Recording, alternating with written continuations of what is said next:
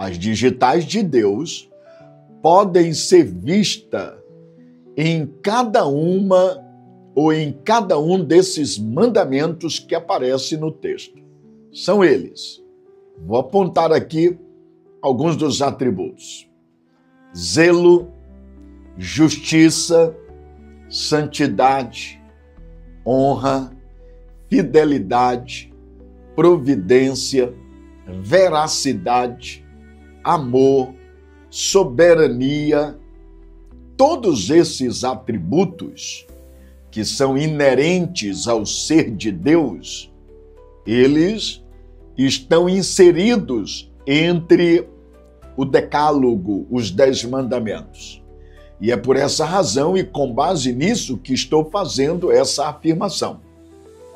Os 10 mandamentos revelam o caráter de Deus e seus atributos, e dessa forma as digitais de Deus podem ser vistas em cada um dos mandamentos aqui instituídos. E aí ressalto um ponto que eu considero muito importante. Cada violação da lei ou a quebra de cada um desses mandamentos, numa perspectiva bíblica, é considerado um atentado contra o caráter santo de Deus. Atentem bem para isso. Considerando que os 10 mandamentos expressam, revelam, pontuam o caráter de Deus e os seus atributos, e as digitais de Deus podem ser vistas em cada um dos mandamentos, você vai perceber quando esses mandamentos eles são quebrados, você vai perceber que essa quebra dos mandamentos se constitui uma afronta, ou seja, um atentado contra o caráter santo de Deus. Porque todas as vezes que se quebra esses mandamentos com atitudes pecaminosas, estamos de alguma maneira infligindo esses atributos que são inerentes ao ser de Deus, como zelo, justiça, santidade, honra, fidelidade, providência, veracidade, amor e também soberania, além de outros que eu poderia pontuar. Aliás, vou dizer para você, adorar outro Deus é o mesmo que negar a existência e a soberania do único e verdadeiro Deus. Adorar outro Deus é o mesmo que negar a existência, como também a soberania do único e verdadeiro Deus. É, na verdade, o mesmo que usar de forma indevidamente o seu nome, negando-lhe a honra que é devida. Aliás, roubar ou furtar o que é alheio é negar a sua providência, mentir é negar a sua verdade e assim por diante. Portanto, todas as vezes que você violar, ou seja, quebrar um dos mandamentos de Deus, você está atacando, ou seja, ofendendo diretamente o seu caráter. Por isso você deve, de fato, amar a Deus, zelar por sua lei, guardar os seus mandamentos, porque a lei é uma expressão do caráter eterno, santo e perfeito de Deus.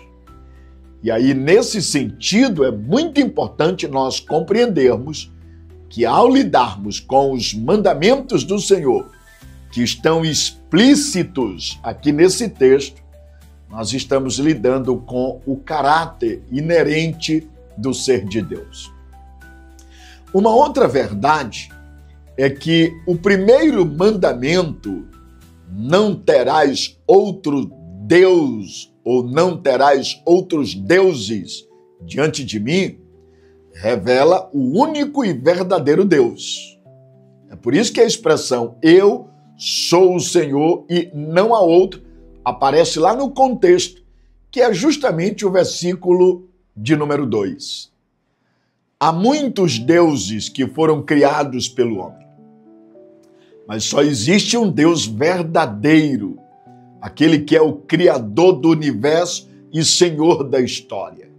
E nesse aspecto, prostrar-se diante de outros deuses é uma abominação, segundo as Escrituras. É uma abominação porque o Deus verdadeiro é uma exclusividade. Ele não divide a sua glória com ninguém. Aliás, isso me faz lembrar a antiga cidade de Atenas, que era a capital intelectual do mundo. Se você já estudou um pouquinho sobre a história da antiga Grécia, você vai lembrar. Lá na cidade de Atenas, havia uma multidão de deuses. Havia até mesmo um altar que era dedicado ao Deus desconhecido, dado a tantas superstições e ideia de tantos deuses mirabolantes. Mas quando Paulo esteve nessa cidade, ele anunciou no panteão dos deuses o único Deus verdadeiro, Criador e sustentador da vida, o único que é o Senhor e juiz dos vivos e também dos mortos. E quem é ele? Aquele que criou os céus e a terra, que subsiste eternamente, que é Senhor absoluto da história, descrito lá no Antigo Testamento como Yahvé, o Todo-Poderoso, o Deus que se revela na pessoa do Pai, do Filho e do Espírito Santo.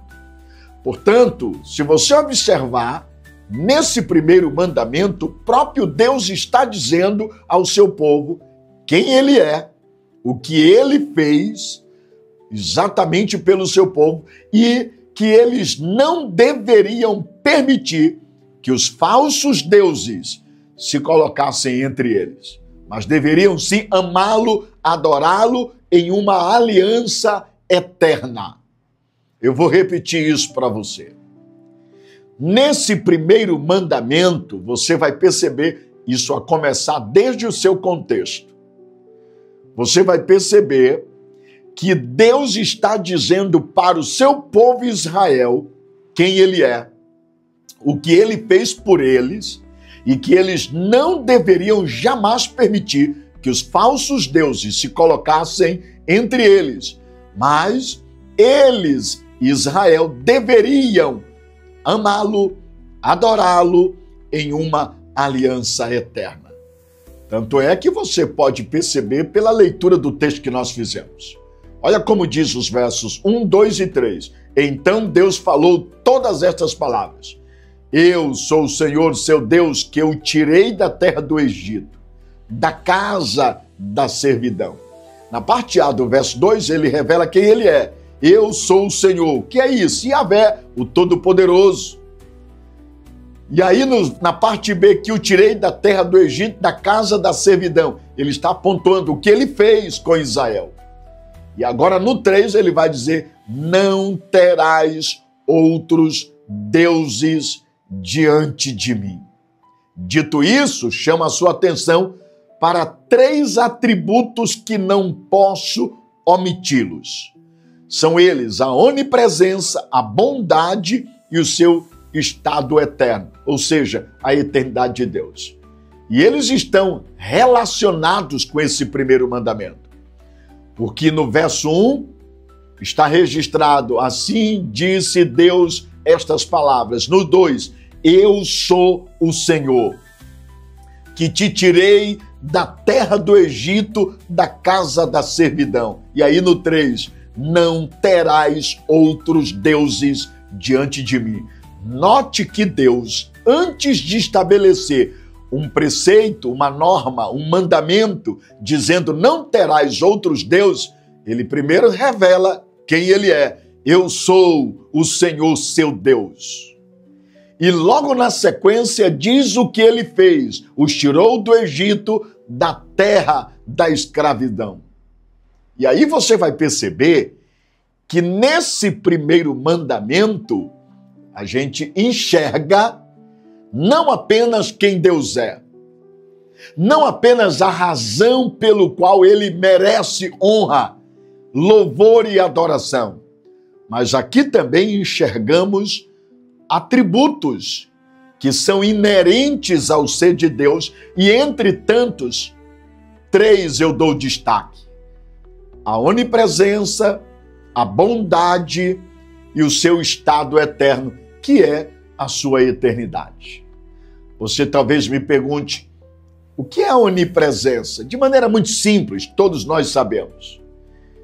Esse atributo revela que Deus está presente em todo e em qualquer lugar. E aí faço questão de pontuar. No céu está presente em pessoa. Na terra está presente através da sua glória que preenche toda a terra. E no inferno, Deus está presente por meio da sua justiça, o seu juízo divino. Agora, por que Deus nos diz para não termos outros deuses diante dele? Bem, o contexto histórico de Êxodo, capítulo 20, nos ajuda a encontrar essa resposta. É que se você observar bem, os israelitas que haviam acabado de sair do Egito, onde predominava uma cultura politeísta, com crença em vários deuses ou várias divindades, eles adoravam muitos outros deuses. E muitos dos israelitas ainda estavam acostumados com essa cultura pagã. Por isso Deus proíbe através desse mandamento: não terás outros deuses diante de mim. Essa expressão diante de mim é o mesmo que diante da minha face. Ou seja, não há nada que escape da face de Deus, da face do Senhor. E por quê? Porque ele é onipresente, ele está em todos os lugares e ele sabe tudo o que acontece. É só lembrar o Salmo 139, principalmente a partir do versículo 5 ao 8. E a versão Nova Almeida atualizada, que para mim uma das mais extraordinárias, ela é interessante, ela vai dizer assim: tu me cercas por todos os lados e pões a tua mão sobre mim. Tal conhecimento é maravilhoso demais para mim e tão elevado que eu não posso atingir. Para onde me ausentarei do teu espírito e para onde fugirei da tua face? Se subo aos céus, lá estás. Se faço a minha cama no mais profundo abismo, lá estás também. Portanto, meus irmãos, lembre-se que não adianta se esconder. Se você pecar, ele vai te achar em qualquer lugar, de qualquer maneira. E detalhe, eu estou dizendo ele vai te achar, isso significa ele não precisa te procurar. Ele está presente em todo lugar, em todo ambiente, em todo momento. Isso me lembra o grande reformador João Calvino, nas suas Institutas, trabalha isso muito bem, de uma maneira excepcional. João Calvino, grande reformador, em Genebra, dizia que todos nós, de algum modo, estamos sempre na presença do Senhor, seja em graça ou juízo. Vou repetir, todos nós estamos na presença do Senhor, seja em graça ou em juízo. E por quê? Ora, nos céus, Deus está presente em pessoa. Na terra, por meio da sua glória que preenche. E no inferno, por meio do juízo, de tal maneira que eu vou dizer, não há um lugar sequer que você possa se esconder de Deus. Por isso, reflita sobre isso. Porque esse primeiro mandamento fundamenta esse princípio. Não terás outros deuses diante de mim. E porque só há um Deus verdadeiro, único e que tem exclusividade. É Yahvé, Deus Todo-Poderoso, que criou os céus e a terra. E ele revela a sua onipresença. E por isso deve gerar temor em nosso coração. Mas em segundo lugar, é um outro ponto interessante, a bondade de Deus. Os 10 mandamentos, e nesse particular o primeiro mandamento está inserido, expressam a vontade de Deus para a nossa vida, porque eles estão baseados no seu próprio caráter. E quando Deus diz, não terás outros deuses diante de mim, ele está manifestando a sua vontade, e a vontade de Deus, nós precisamos lembrar, ela é boa, ela é perfeita e ela é agradável, porque ele quer o melhor para cada indivíduo, cada família, para o seu povo. A bondade de Deus revela nesse mandamento exatamente a natureza do ser de Deus. Aliás, a bondade de Deus revelada